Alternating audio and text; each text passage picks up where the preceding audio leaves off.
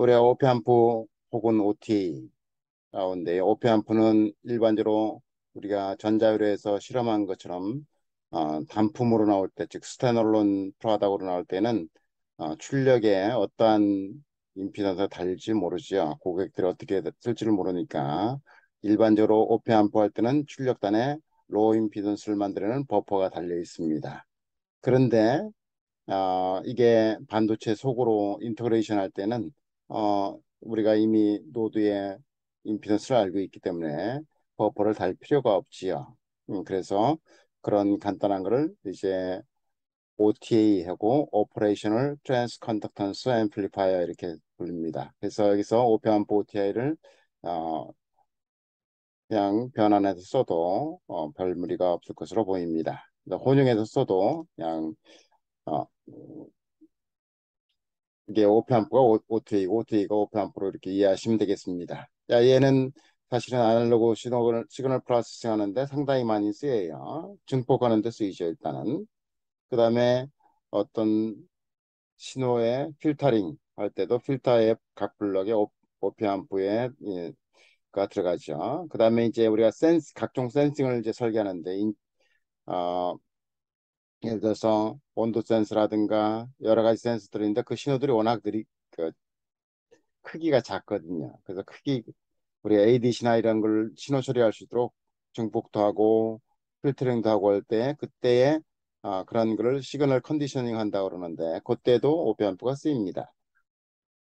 그 다음에 이제 리니어 레귤레이터나 스위칭 레귤레이터 이런 때에 에라 앰플리파이어도 오페암프 혹은 OT가 쓰이죠.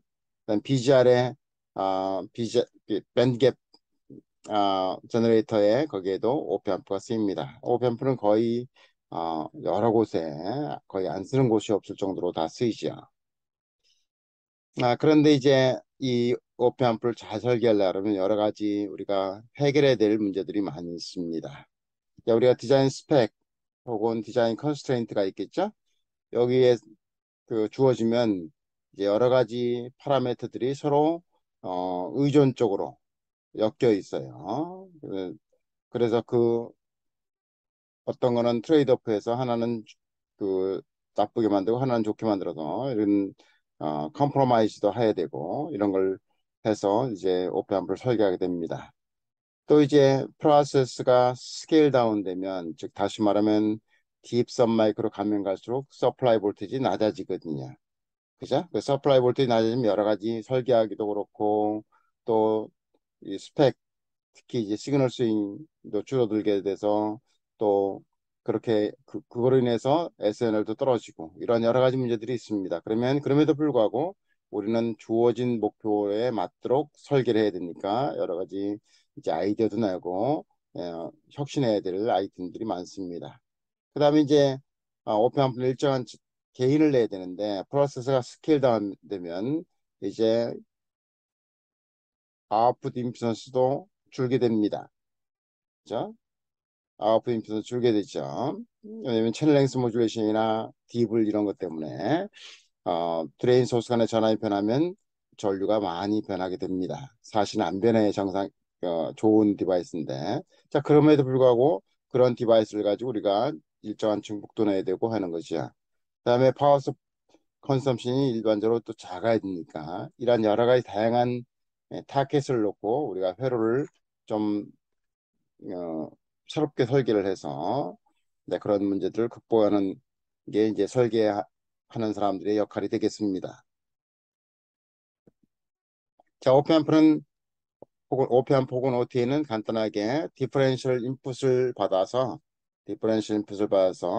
얘를 출력으로 싱글랜디드로 내든가 혹은 디퍼런셜을 내는 거죠. 자, 앞에 거는 디퍼런셜 또 싱글랜디드고 뒤에는 fully differential amplifier라고 부릅니다. 그죠? 아, 자, 그러면 여기에 개인이 있을 텐데 여기는 A0로 표현했네요. A0는 오픈 루프 개인이라고 우리가 부릅니다. 왜냐하면 루프가 오픈되어 있죠. 입력의 출력으로 아, 폐회로가 없습니다. 그래서 오픈 루프라고 그러고 그에 해당되는 개인이라고 그러죠. 그러면 우리가 싱글랜디드 아웃풋을 넣든 디퍼런셜 아웃풋을 냈든 이제 보면 표현하면 인풋을 받아서 일정한 이득을 게인을 가지고 출력에 신호를 내는 거죠. 이게 오페암프 혹은 OTA입니다. 우리가 심볼을 이렇게 그리는데 자 오페암프 OTA에서 우리가 중요한 컨셉 중에 하나가 버추얼 그라운드 혹은 버추얼 숏이라는 컨셉입니다. 자 이게 우리가 보면 오페암프 오픈 오프 게인이 상당히 크면은 말이에요. 오페암프가 이제 예를 들어 이 출력이 유한값이면 파이나이트 값이면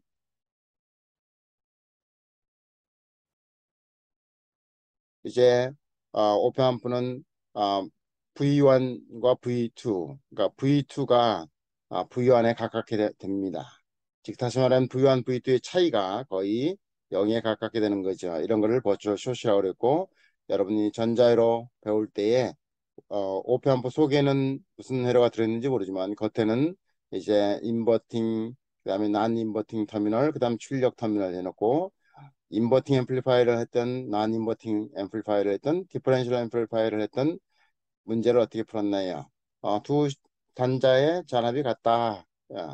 이렇게 시그널이 같다 이렇게 놓고 풀었습니다. 그게 바로 버추얼 그라운드 혹은 버추얼 숏이라는 컨셉입니다. 자, 그걸 대략 보면 오페암프는 두 신호의 입력 차이를 AB만큼에서 출력을 하는 거예요. 그러면 이 출력이 파이나이트일 때 개인이 상당히 크다고 가정하면 크면 클수록 이게 거의 0에 가까운 거지요. 즉 V1과 V2가 거의 같은 시그널이라는 거죠. 자 예를 들면 1000배다 그럼 60dB죠. 1000배면 1V 출력이 나온다고 하자면 양단이 1mm예요. 그럼 80dB 만배다 그러면 어떻게 돼요? 0.1mm네요. 그죠? 그래서 오페암프는 예를 들어서 V2는 V1과 같도록 이렇게 오페암프가 만들어주는 거죠. 자 이런 컨셉이 이제 밴디가 설계할 때나 여러 가지 설계할 때 이제 그 컨셉이 이용되는 거죠.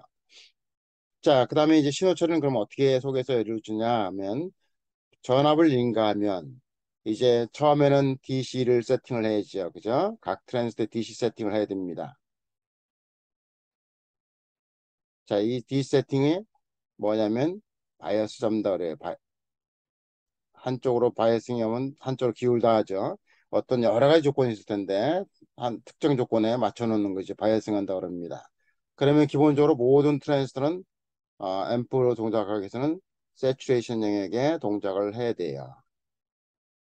그죠? 세츄레이션 영역에 동작을 해야 된다. 다시 말하면 아, 이게 VDS고 이게 IDS라고 그러면 게이트 전압을 가해서 이쪽 영역에 와야 됩니다. 여기에 리니어 영역이고 그렇죠? 여기 세츄레이션 영역이라고요. 이쪽에 와야 이제 증폭기로 쓸 수 있습니다. 이 리니어 영역으로 가면 GM 이런 것들이 뚝 떨어져서 증폭기로 쓸 수가 없습니다. 자, 그러면 전압을 인가하면 이제 보면 스몰 시그널만 보면 여기는 전류가 이렇게 바뀝니다. 전압이 전류로 바뀌죠. 그러면 이쪽은 반대는 이제 마이너스가 되겠죠. 그죠? 요거 GM입니다. 요 GM1, 2로 그냥 쓸까요? 예, 1, 2. 그러면 이제 있는 증가부는 실제로 여기서는 컨스턴트죠. 컨스턴트 커런트니까 증가부는 이렇게 움직이게 됩니다. 자, 스몰 시그널 신호는 그러면 커런 미러가 이 신호를 이쪽으로 카피를 해주죠.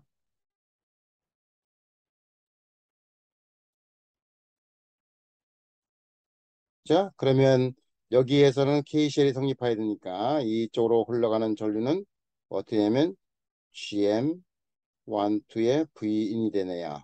즉 전압이 전류로 바뀌었네요. 그럼 여기에서의 전압이 되려면 이 점에서의 아웃풋 임피던스죠.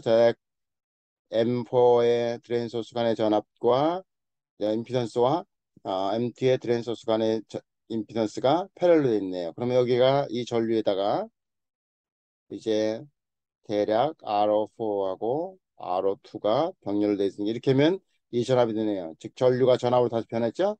그 전압이 커먼 소스인 M6를 통해서 다시 전류로 받게 되네요. 그러면 이렇게 되면 여기는 GM 1, 2의 V인 그 다음에 앞에 있어 전압이 RO4의 RO2가 됐죠. 그 전압이 이제 여기서 다시 아웃풋 임피던스 곱하면 이 전류가 아웃풋 여기다 GM6가 되겠죠. 그러면 이제 전류가 받겠죠. 게이트 전압이 전류를 받겠습니다. 그럼 여기서 임피던스 그 전압을 구하면 여기서 또 출력 임피던스 곱하면 되죠. RO6 패러렐 RO7. 즉 여기서 바라본 임피던스, 여기서 바라본 임피던스죠. 이게 출력 스몰 시그널 아웃풋 임피던스죠.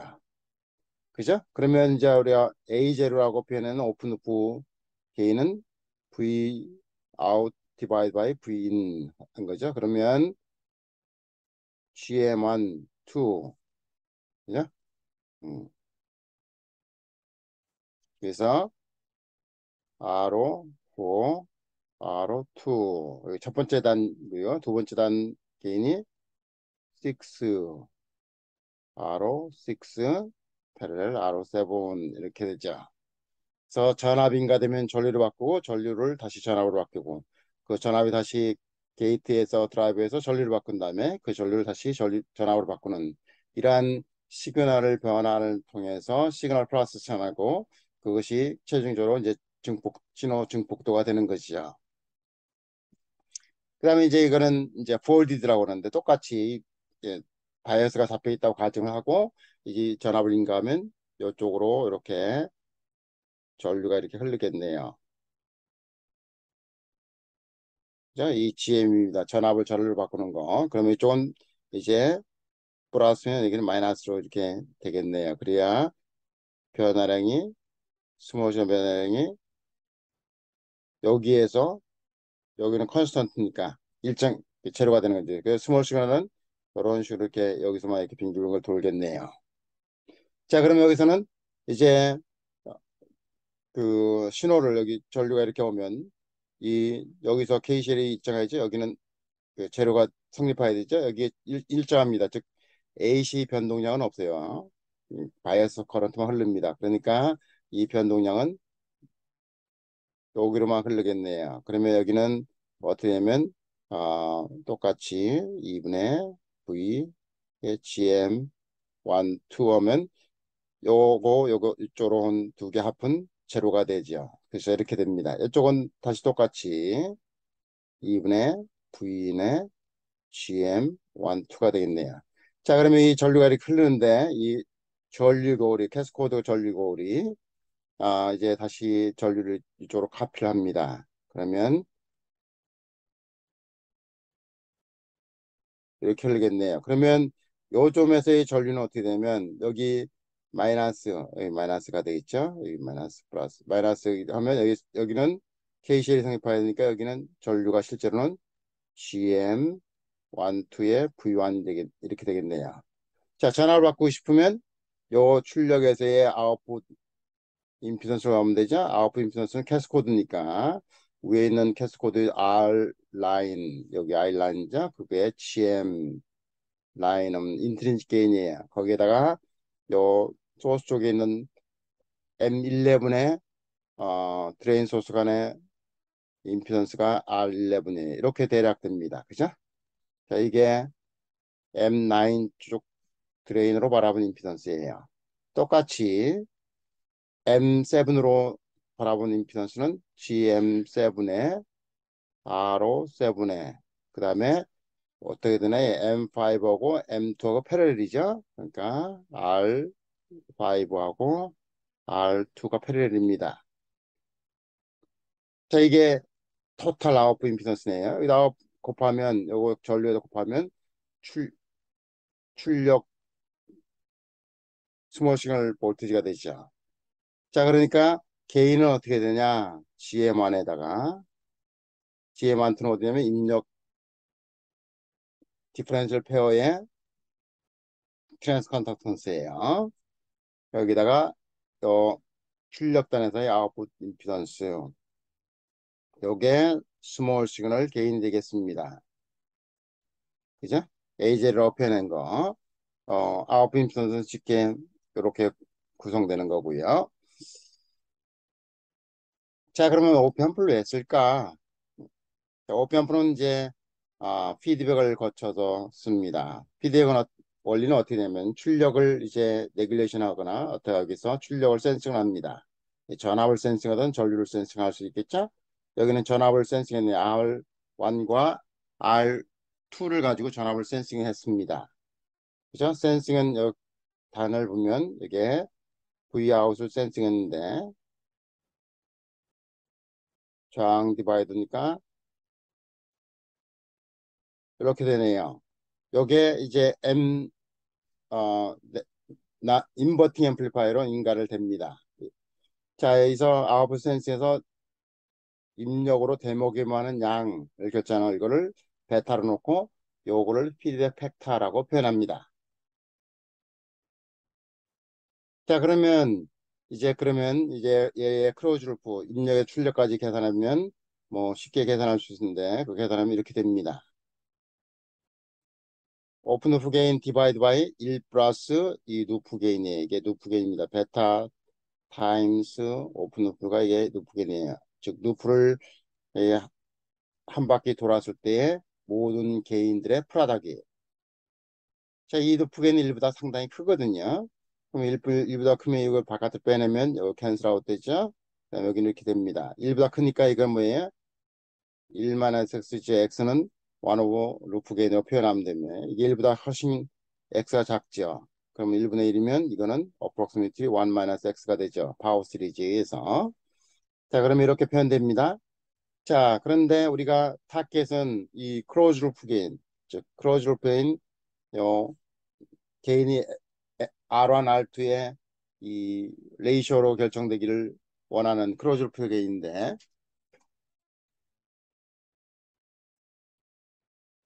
네, 그래서 보면 요게 에라예요. 우리가 게인을 이렇게 원아웃 베타로 결정했을 때에 요게 에라입니다. 이게 스테릭 에라라고 그래요. 자, 스테릭 에라는 루프 게인이 크면 클수록 줄어드는 걸 알 수 있어요. 자, 이게 굉장히 루프 게인 1보다 크다 하면 게인이 이렇게 되죠. 얘는 approximately, 자, 얘는 어떻게 되면 1, 그다음에 R2분의 R1이거든요. 저항 레이쇼죠. 저항 레이쇼. 자, 그럼 보시죠. 출력이 입력의 저항 레이쇼로 되니까 어떻게 입력이 리니어하면 출력은 당연히 리니어하게 돼 있어요. 굉장히 리니어죠. non-linear 디바이스로 구성된 A1 오피앰프가 있음에도 불구하고, 그죠? 예, 상대적으로 상당히 리니어하게 신호 처리를 할 수 있다. 또 하나 보세요. 얘는 저항 B예요. 저항 B니까 프로세스나 서플라이 볼테이지나 템퍼리처가 변해도 레이쇼는 일정하게 유지하거든요. 그러니까 크로즈 루프 게인이 일정하게 유지되고 있는 것이야. 그 다음에 여기에 노드가 조금 다른 거 변하게 붙더라도 게인은 루프 게인으로 오픈 루프 게인이 크면 루프 게인이 그렇게 루프 게인이 커지면 이제 K는 주로 뭘로 결정되면 요 저항 디바이드 레이시오로 결정됩니다. 크로즈 루프 게인은. 그러니까 로드가 좀 변하더라도 게인이 일정하게 유지할 수 있어요. 입력이 좀 변하더라도 파이널리 클로즈 루프 게인은 일정하게 유지할 수 있습니다. 자, 이렇게 여러 가지 파라미터 PVT나 로드나 인풋이 변했을 때도 불구하고 게인 변동량이 상당히 적다는 거죠. 그렇기 때문에 이제 오페 앰플을 주로 많이 써요. 그리고 게인이 어떤 패시브 소자의 그 상대 비, 렐러티브 레이쇼에 의해서 결정되는 거죠. 그런 그 메리트를 갖고 있기 때문에 오피앰프가 신호 처리에서 상당히 많이 쓰이는 이유가 되겠습니다. 자, 만약에 우리가 커먼 소스 앰플리파이어를 가지고 어떤 일정한 게인을 만든다고 이렇게 쳐요. 예를 들어 심플한 커먼 소스 앰플리파이어죠. 얘의 DC 게인은 즉 로 프리퀀시 게인은 GM에다가 아웃풋 임피던스예요. 아웃풋 임피던스 R로는 뭐냐면 채널 랭스 모듈레이션과 디블 현상을 수학적으로 모델링한 값이 돼요. 그 R오죠. 혹은 얘는 1 over GDS 죠. 자, 이게 두 개 패럴리, 얘 RD하고 패럴입니다. 그래서 아웃풋 임피던스예요. 자, 이제 우리가 만약에 R호가 RD에 상당히 비해서 크다고 가정하면 이거 무시할 수 있습니다. 이렇게 됩니다. 이걸 10dB 만들 수 있어요. 10dB 세팅할 수 있습니다. 자, 문제는 온도나 프로세스나 전압이 변했을 때 이게 가만히 10dB를 유지하냐. 아까 오페 앰프를 유지했죠? 왜? 레이셔로 설정되기 때문에. 근데 얘는 보면은요, GM이죠. GM만 보면 우리가 GM 어폭스는 이 모빌리티, 온도나 이런 거에 따라 변합니다. COX도 프로세스에 따라 변할 수 있습니다. 정도의 차이는 있지만 스레셜드 볼테이지 많이 변합니다. 그러니까 GM이 변해요. 또 저항은 어떠나요? 저항은 여러분이 PDK를 받아보면 저항은 회사마다 좀 다르지만 20% 정도 변합니다. 절대값이. 그러니까는 얘는 어떻게 돼요? 10dB로 설계할 수 있지만 프로세스나 이런 게 변하면 전압이 게인이 많이 변하는 거죠. 많이 변해요. 그리고 얘는 넌 리니어라고 표현하지만 얘는 넌 리니어가 있습니다. 입력 신호가 변하면 크기가 변하면 이제 제가 넌 리니어 성분이 나와서 리니어리티가 리니어 특성이 떨어지는 거죠. 자, 그런 단점이 있어요. 근데 오페암프는 그런 게 변하더라도 개인이 리니어하고 개인이 PVT 변동에 또 노드 변동에 이런 거에 대해서 좀 둔감한 이런 게 나니까 오페암프를 신호 처리해서 상대적으로 많이 쓰이는 겁니다. 자, 이제 오페암프 아까 했던 걸 다시 보도록 하겠습니다. 그러면 오페암프로 처리할 때 클로즈루프 게인이 얼마나 정확하게 만들어지는가 보도록 하겠습니다. 자, 아까 크로즈프 게인을 계산하면, 즉 입력대 출력을 계산하면 이렇게 오픈 오프 게인 디바이드 바이 1 플러스 노프 게인이라고 했어요. 노프 게인 1보다 크면 우리가 정리해서 뽑아내면 이렇게 표현된다고 그랬습니다. 이게 에라라고 그랬습니다. 그죠? 에라라고 했습니다. 그러면 베타분의 1 값을 여기서 보면 베타분의 1이죠, 이게. 이 베타분의 1 이게 클로즈 루프 게인입니다.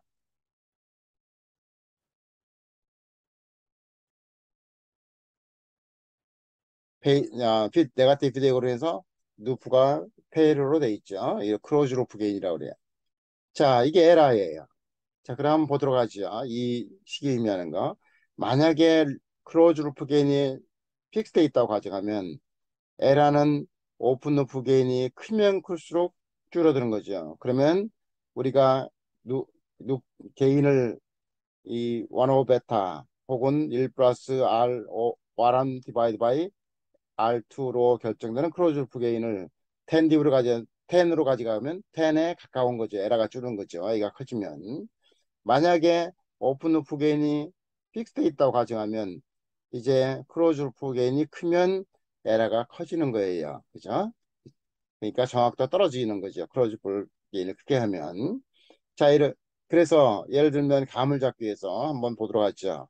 우리가 앞에처럼 클로즈 루프 게인을 이제 10으로 만들려고 그래요. 그리고 에러를 1% 이하로 가져가려고 합니다. 그랬을 때에 오픈 루프 게인은 얼마나 되냐? 그러니까 이게 10이에요. 그죠?